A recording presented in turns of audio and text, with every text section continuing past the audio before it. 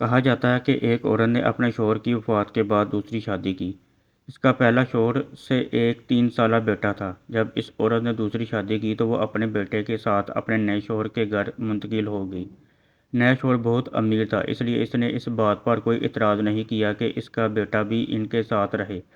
شروع میں وہ اس بچے کے ساتھ کھیلتا بھی تھا اور اسے اپنا ہی سمجھتا تھا، لیکن 1 سال بعد جب ان کا اپنا بیٹا پیدا ہوا تو شوہر کی محبت اور توجہ بدلنے لگی۔ اب وہ اپنے سوتیلے بیٹے سے کترانے لگا اور اس کے ساتھ پہلے جیسا سلوک نہیں کرتا تھا۔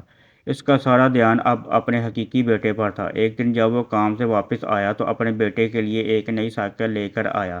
ماں کا دل کٹ گیا جب اس نے اپنے یتیم بیٹے کو اپنے چھوٹے بھائی کو حسرت بڑی نگاہوں سے دیکھتے پایا۔ ماں نے شوہر سے درخواست کی کہ وہ اپنے سوتیلے بیٹے کے لیے بھی ایک سائیکل خرید دے، لیکن شوہر نے انکار کر دیا اور کہا کہ وہ اس بچے کا ذمہ دار نہیں ہے۔ اگر ماں نے دوبارہ اس بارے میں بات کی تو وہ اپنے بچے کو گھر سے نکال دے گا۔ ماں نے اپنے بیٹے کے تحفظ کے لیے یہ بات مان لی۔ وقت گزرتا گیا اور دونوں بچے بڑے ہو گئے۔ شوہر نے اپنے حقیقی بیٹے کو ایک بہترین پرائیویٹ اسکول میں داخل کروا دیا، لیکن سوتیلے بیٹے کے لیے کچھ نہیں کیا۔ اس نے کہا کہ وہ اس کا والد نہیں ہے، اس لیے اس سے پر اپنا پیسہ کیوں خرچ کرے۔ اس نے کہا یہ لڑکا نہ تو اس کا نام لے گا اور نہ ہی اسے کوئی فائدہ پہنچائے گا۔ ماں نے غصے سے جواب دیا، ہاں وہ شاید تمہارا خون اور گوشت نہیں ہے، لیکن اس کا مطلب یہ نہیں کہ تم اسے تعلیم سے محروم رکھو اور اسے جہالت کے اندھیرے میں چھوڑ دو۔ کیا تمہارے دل میں ذرا سی بھی رحمت اور شفقت نہیں؟ شوہر نے کہا، بس بہت ہو چکا، میں اب اس کی موجودگی برداشت نہیں کر سکتا، میں اسے اپنے گھر میں نہیں دیکھنا چاہتا۔ لڑکا اپنی ماں کے پاس آیا اور اس کے آنسو پونچھتے ہوئے کہا، ماں پریشان نہ ہو، کچھ بھی ایسا نہیں ہے جس کے لیے آپ کو رونا پڑے، میں تھک چکا ہوں آپ کو روزانہ میری خاطر اس شخص کی توہین برداشت کرتے دیکھ کر۔ آپ کی خوشی کے لیے میں یہ گھر چھوڑ دوں گا۔ وہ لڑکا اپنی ماں کو چھوڑ کر چلا گیا، اپنے کپڑے اٹھائے اور گھر سے نکل گیا۔ ماں کا دل جیسے آگ میں جلنے لگا۔ اس کے دماغ میں سوالات اٹھنے لگے کہ اس کا بیٹا کہاں جائے گا، کہاں رہے گا، کہاں کھائے گا، اور اگر وہ بیمار پڑ گیا تو کون اس کی دیکھ بھال کرے گا۔ ماں نے اپنے ہاتھ آسمان کی طرف اٹھائے اور دعا کی، اے اللہ، میں اپنے یتیم بیٹے کو تیرے سپرد کرتی ہوں، اس کی حفاظت فرما اور اسے محفوظ و سلامت واپس لے آ۔ جب شوہر واپس آیا تو اس نے دیکھا کہ بیوی خوش اور مطمئن نظر آ رہی ہے۔ اسے حیرت ہوئی کہ بیٹا گھر سے چلا گیا ہے اور پھر بھی بیوی خوش کیوں ہے۔ اس نے پوچھا، تم خوش کیوں ہو اور اپنے بیٹے کے جانے پر اداس کیوں نہیں ہو؟ بیوی نے مسکرا کر کہا، میں نے اپنے بیٹے کی حفاظت اس کے سپرد کر دی ہے جو اسے دیکھ بھال اور حفاظت کے قابل ہے۔ وہ جو کبھی تھکتا نہیں اور کبھی نا امید نہیں ہوتا، اور وہ بغیر کسی اجر کے سب کچھ کر سکتا ہے۔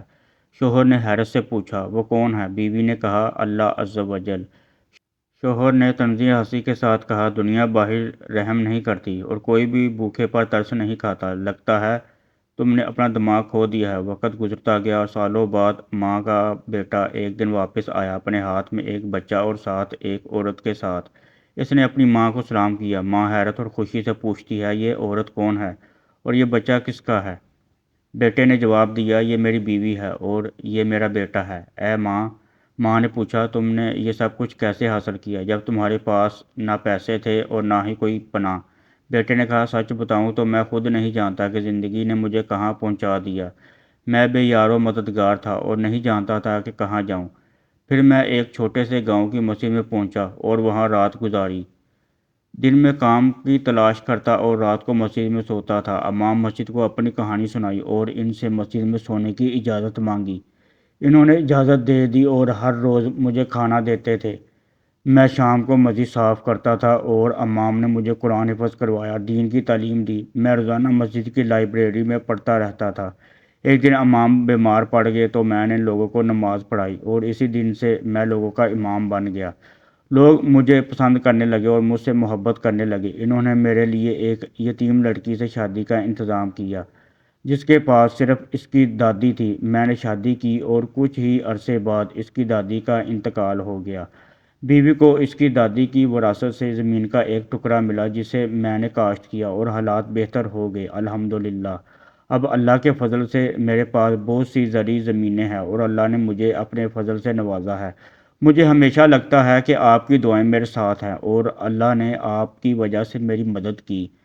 ماں خوشی سے رو پڑی اور جان گئی کہ اللہ نے اس کی دعا قبول کی۔ اس نے اپنے پوتے کو گلے لگایا اور بیٹے نے ماں کے ہاتھ چومے، لیکن شوہر کو یقین نہیں ہو رہا تھا کہ ایک دن وہ لڑکا ایک کامیاب اور امیر شخص بن کر واپس آئے گا۔ سبحان اللہ! اللہ ہی رازق ہے اور جسے چاہے بے حساب نوازتا ہے۔ اسے یتیم بچے کو اس کی ماں کی دعاؤں اور رضامندی کی بدولت نوازا گیا۔